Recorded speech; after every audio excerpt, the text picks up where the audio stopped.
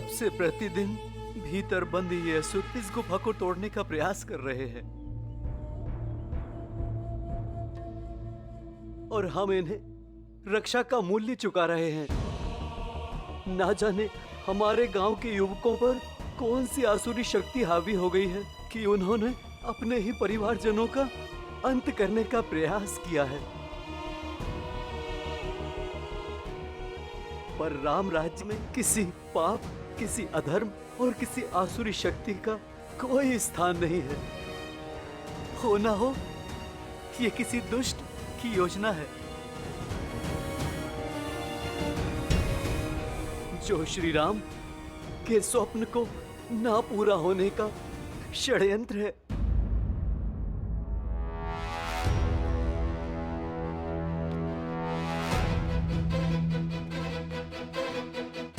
भैया, भगवान वाल्मीकि ने हमें बल से पहले बुद्धि का प्रयोग करना सिखाया है। और मेरी बुद्धि कहती है कि यहाँ पर कुछ तो अनिष्ट घट रहा है। अनिष्ट? क्यों? तुमने तो कहा था, अपनी बात स्वयं में भूल गए कि उद्देश्य पथ पर अनिष्ट स्थितियां अपने आप ही उत्पन्न हो जाती हैं।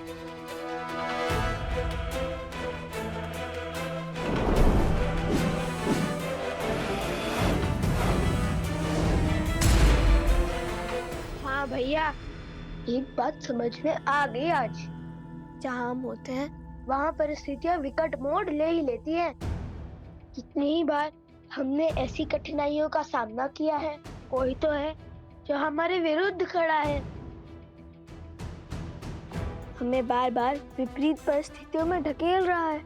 हाँ, संयोग तो देखो, यहाँ पर मायावी शक्तियां हावी हुई और वहाँ पर रक्षण भी उत्पन्न हो गया। राक्षस नहीं, ईश्वर कहिए भैया। इतने आक्रामक असुरों को इतनी सरलता से गुफा में बंद कर दिया और वो चुपचाप चले भी गए। बात जितनी सरल लगती है उतनी है नहीं। अर्थात राक्षसों से पहले रक्षक का उपचार करना होगा।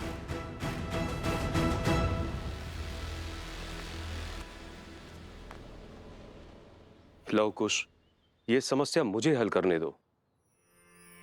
नहीं गुरुवर, आपके शिष्यों के होते हुए आपको कष्ट करना पड़े, ये तो असंभव है।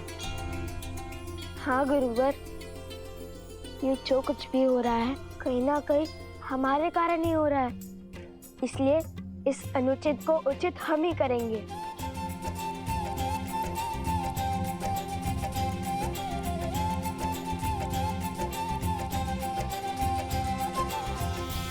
आप तब तक पीछे हट जाइए।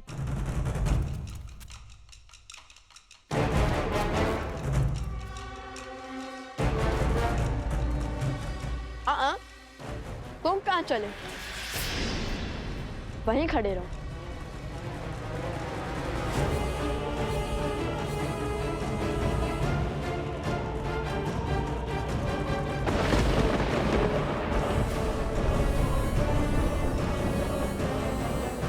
फिर से फंसा दिया महाराज। मैंने कहा था ये दोनों बहुत चतुर हैं। कोई ना कोई चाल अवश्य चलेंगे। फिर से मुझे पिटवाने का इंतजाम कराया आपने। करने क्या वाले हैं ये दोनों? गुफा के भीतर क्यों नहीं जा रहे? वही तो मैं भी सोच रही हूँ भैया। इन्हें तो अपनी अच्छाई का परिचय देते हुए उस गुफा के भीतर चले जाना चाहिए, ताकि वो असुर इन्हें नोच नोच के खा जाए और उनकी अस्थियां भी राम और सीता के हाथ न लग पाए। बस अब ये बानासुर कोई मूर्खता न कर बैठे। मुझे यहाँ अकेले खड़ा क्यों किया है? तुम्हारी वीरता देखने के लिए। अच्छा, वो पत्थर उठाओ। गुफा का द्वार बंद है ना, खोलो उसे। अच्छा, तो तुम दोनों भीतर जाना चाहते हो? सब पता चल जाएगा, पहले द्वार तो खोलो। हाँ, अभी हटाता हूँ।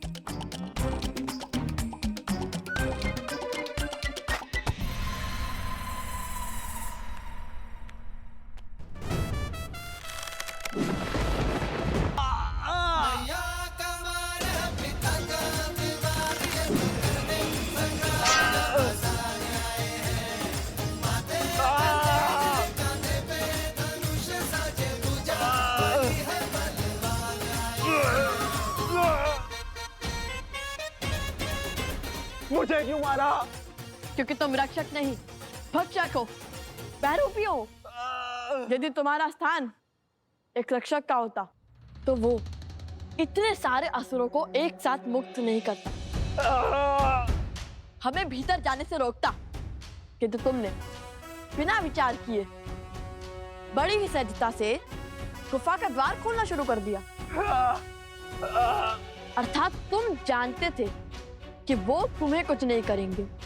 छोड़ो मुझे।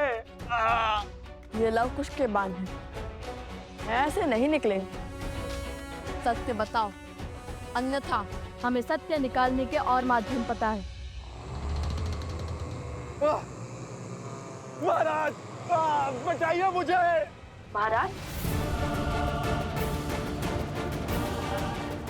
कौन है तुम्हारा महाराज? पूर्ण सत्य बताओ, अन्यथा। बताओ।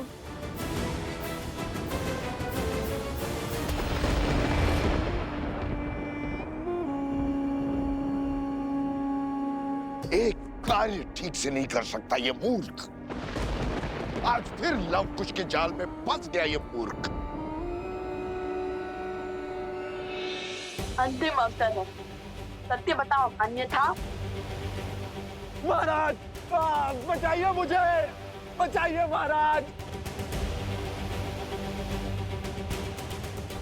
बचाइए महाराज, बचाइए मुझे।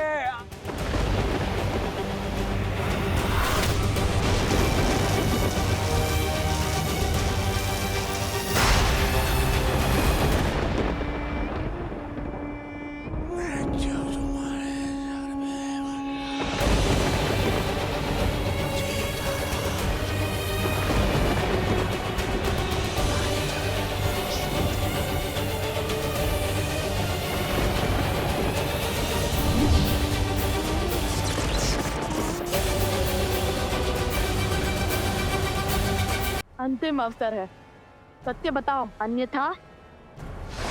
महाराज, बचाइए मुझे, बचाइए महाराज।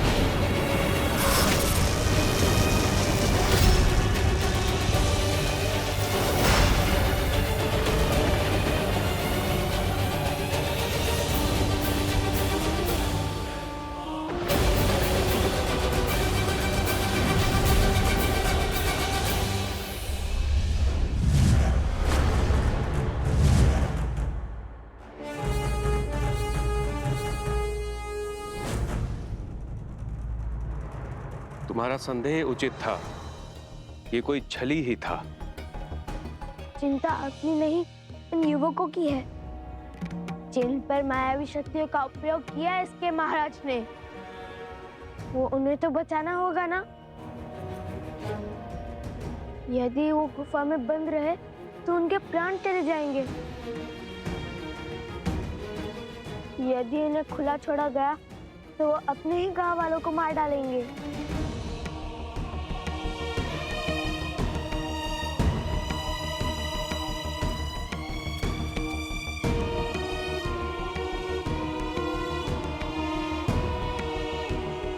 हम जाएंगे इस गुफा के भीतर। नहीं, भीतर संकट है, तुम दोनों के प्राण भी जा सकते हैं। तो क्या हुआ ईश्वर, यदि पिता के राम राज्य की कल्पना को सार्थक करने के लिए पुत्रों के प्राण भी चले जाएं, तो भी अंतर नहीं पड़ेगा। हम अपने माता पिता का मान को भी झुकने नहीं देंगे। अद्भुत, मेरा आशीर्वाद तुम दोनों के साथ है।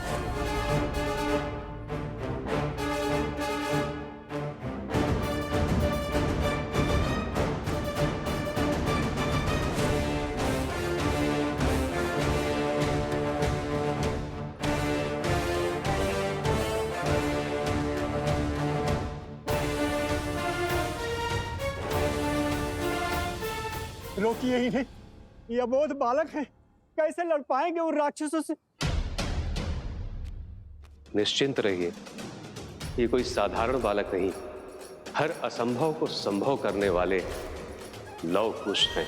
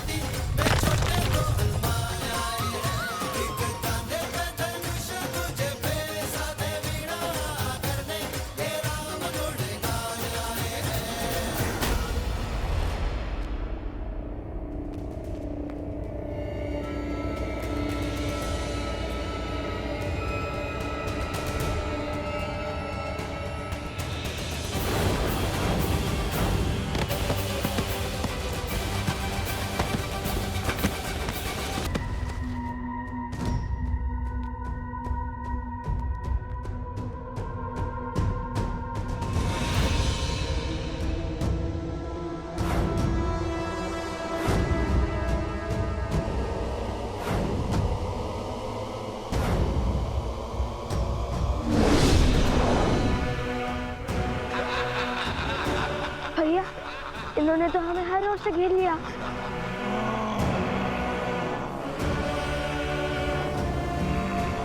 हम इन पर हर और से वार करेंगे। ये लड्डुओं को गोल बनाइए। उर्मिला, तुमने कह तो दिया कि नवकुश के लिए स्वादिष्ट भोजन तुम स्वयं बनाओगी, किंतु वो आएंगे भी तो रहेंगे तो ऋषि कुमारों के बातें। भोजन में सबके साथ बैठ के पंगत में ही करेंगे, अर्थात अयोध्या में पधारे सभी ऋषियों के लिए भोजन तुम स्वयं बनाओगी। क्यों नहीं? जो सीता और राम के मिलन के लिए पूरे रघुकुल और वानर सेना से भिड़ गए, वो कितने असाधारण होंगे। जिनकी प्रतीक्षा साक्षात श्री राम को है, वो कितने महत्वपूर्ण होंगे। उनके आव भगत में कोई कमी नहीं आनी चाहिए। इतनी प्रतीक्षा तो पितामह ने हमारी भी नहीं की। पुष्कर, मेरे पुत्र।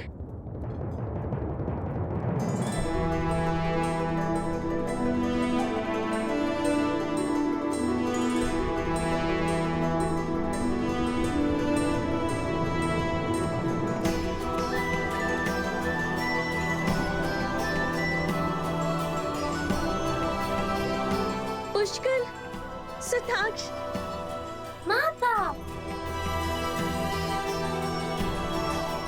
प्रणाम माता। लगता है मांडवी के दोनों पुत्र अपने संस्कार गुरुकुल में बिसरा आए। भूल गए कि पहले चरण छुए जाते हैं।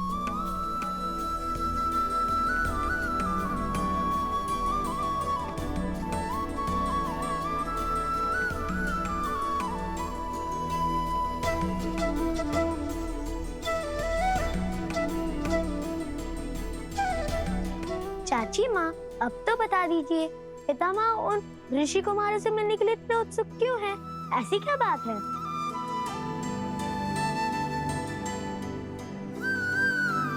कुछ न कुछ तो विशेष है उनमें, जो तीनों लोगों के राजा स्वयं उनसे मिलना चाहते हैं।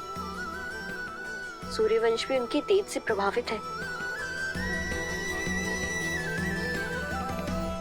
जो भाव कभी हमारे लिए नहीं उमड़े, वो भला लव कुश के लिए क्यों?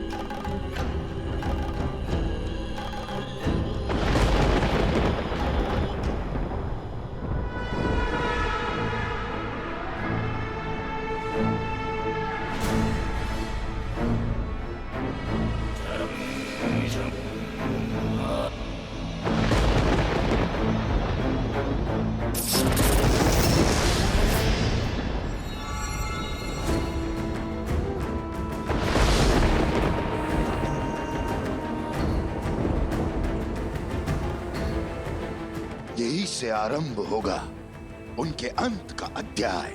यही लिखी जाएगी उनके संहार की कथा। आज उनका धर्म भी उन्हें नहीं बचा पाएगा। मेरे अस्त्र लो और कर दो लव कुश का अंत।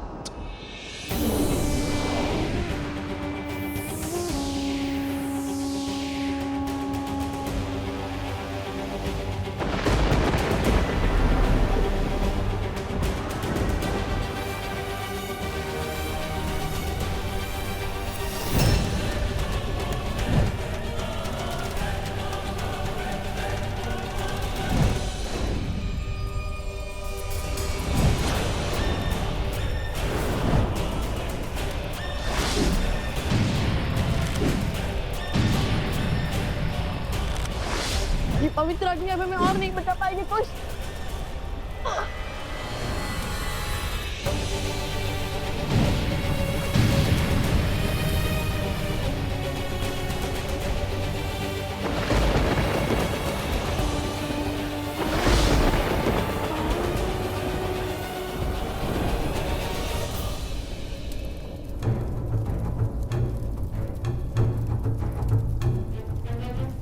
भैया, ये कैसी माया है? अभी तो निहत्थे थे। अकस्मात इनके हाथों में इतने अस्त्र कहाँ से आ गए? कोई तो है जो इन्हें नियंत्रित कर रहा है।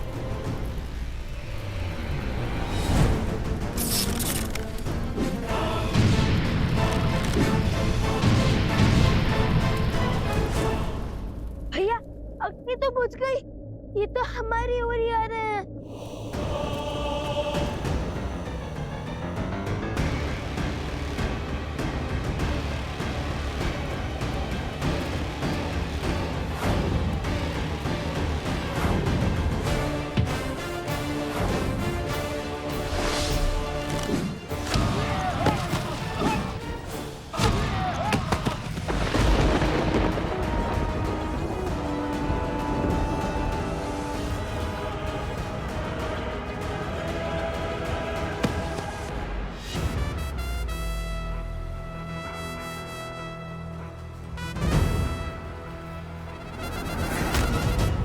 भैया पीछे देखिए।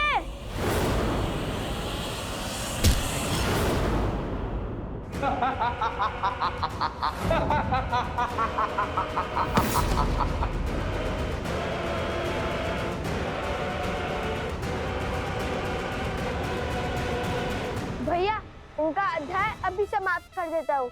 नहीं कुश, ये असुर नहीं है। यदि ये असुर होता तो इसी क्षण इनका अंत हो जाता, किंतु केवल इनकी बुद्धि पर किसी असुरी शक्ति की माया हावी हुई है। ये अपने सुख खो बैठे हैं। कुश, हमें इन्हें इनकी सुध लौटानी होगी। यदि हमने इन्हें मारा तो बहुत से जीवन समाप्त हो जाएंगे। बिना किसी दोष के ये सब मृत्यु दंड के भागी बन जाएंगे। भैया, तब तक तो ये हमें ही ना मार गिराए।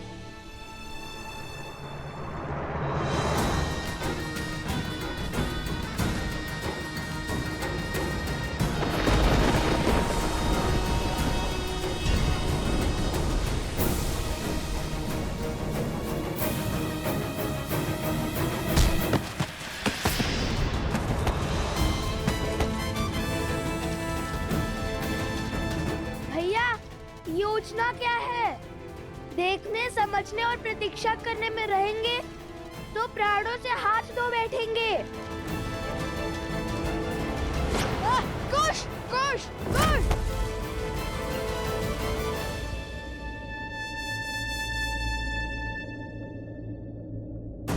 कुश, हमें इन्हें बाहर ले जाना होगा। नहीं नहीं, यदि उन्होंने गांव वालों पर प्रहार किया तो? शांत कुश।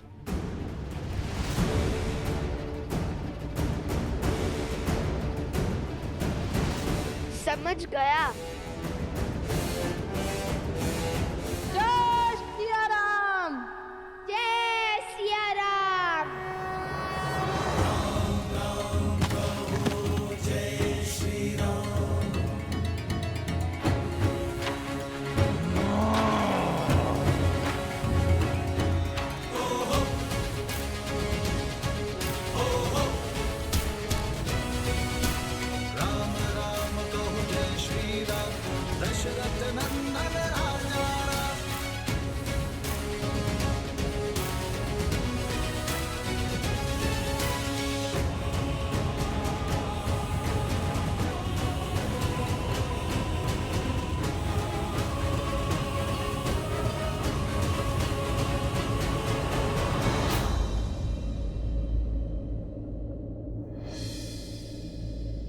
जय बजरंगबली।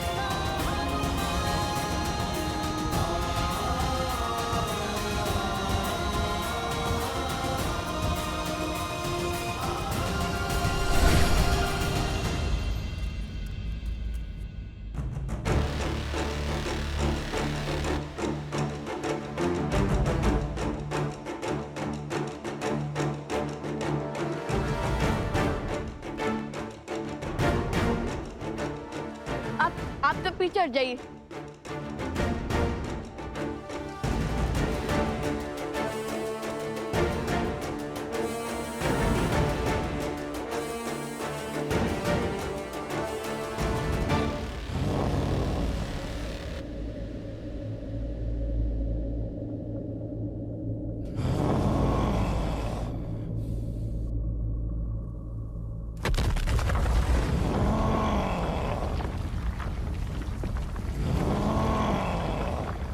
भैया वो आ रहे हैं।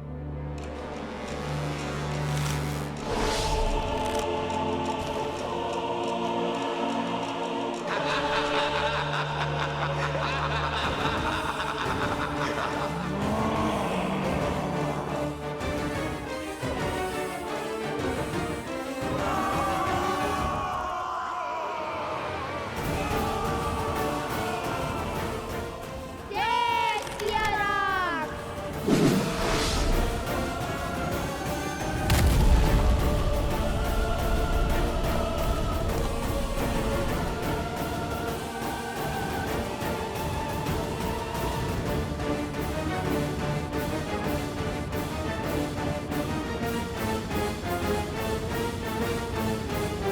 अब वो बाहर नहीं निकल पाएंगे। नहीं कुछ कार्य अभिशेष है, हमें इन्हें सुध में लाना होगा। कार्य का दूसरा पड़ाव याद है ना तुम्हें? अरे जिसके लिए इन्हें यहाँ लाए हैं वो कार्य। हाँ हाँ भैया वो स्मरण है।